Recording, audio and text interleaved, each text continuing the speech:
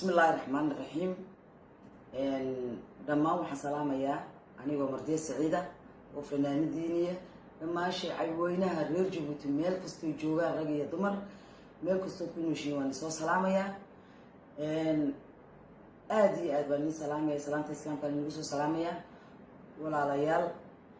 horta aad iyo aad anoo xanaaqsan baad ayaan soo galay fiidiyoga Facebook marka maantana xanaaqi kulli wiiga degsan yahay marka waan dib baan iskugu noqday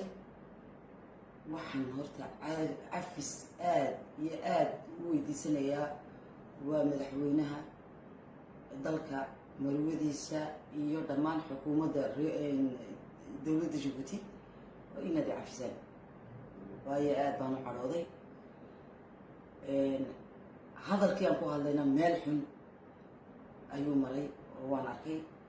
marka cafis baan horta inuu weydiisanayaa gaar ahaan waxaan cafis weydiisanayaa walaalkay Muumin Xasan Bare annagu walaalaan nahay eesho madax baan soo ahayn dad maanta isbartay meenu intaad wasiirka ahayd marka waxa weeyaan cafis ani caf iyo musaamax baad iga tahay ana cafis baan kusoo weydiisanayaa shacab weynaha reer Jabuutina وانا نجعلها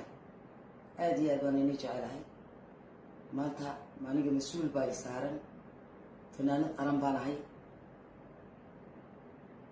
وحن إذا قعدت سنة